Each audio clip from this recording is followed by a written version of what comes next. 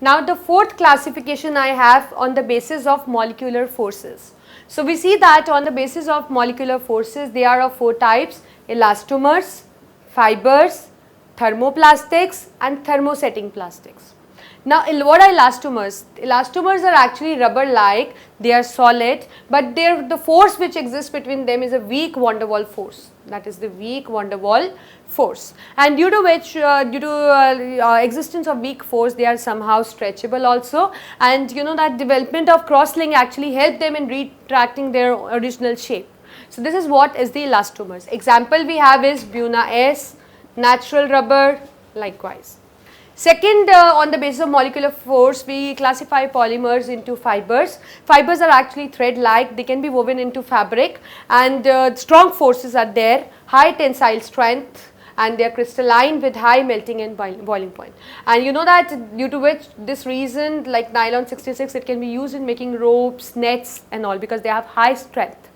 Third is thermoplastic. They are actually linear polymers, and you know that in them actually the force is again a weak force, but the important property of them is that like when we heat them they melt, and on cooling they form a hard mass, and due to which actually we can use the certain you can say the patterns in which patterns in which they can be just added, heat up, and when they cool they settle in casting the different shapes. So we can have different shapes of them like polythene, polystyrene, like that.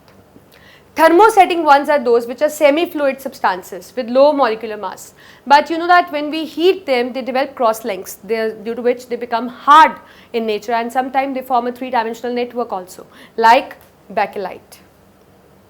So depending upon the molecular forces, they have very low force, they have sufficient force. They actually when they are heated the force become less, but when on cooling again they form a hard mass, and thermosetting ones are those which like on heating form a hard mass due to development of cross linkage between them, and often they form a 3-dimensional network also.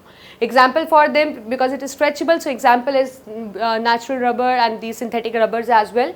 Fibers we have nylon 66 and all, and thermoplastics like polystyrene and polythene, and thermosetting ones are bakelite or a melamine kind of things. So these are the polymers, these are the classification on the polymers depending upon their origin. I think you got it, and depending upon the origin we classify into natural and this thing synthetic and semi-synthetic. On the basis of structure we have linear, that is this chain like structure, and second we have is that branched, in which you see a branches, and third is that in which you see a cross linkage. On the basis of polymerization, when they are simply adding up, nothing is removed, it is addition. If the same type of monomers, it is homopolymer. If different type of monomers, then it is copolymer. And second is the condensation, in which at the site of their joining, some they get condensed, actually some small molecule is liberated.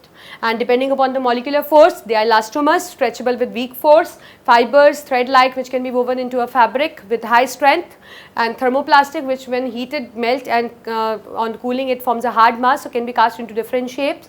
Thermosetting one is that semi-fluid like, that becomes actually hard when we heat it due to development of cross linkage. So this is what is the classification depending upon these 4 properties. Now we are going to start with the next topic. Just look at the board.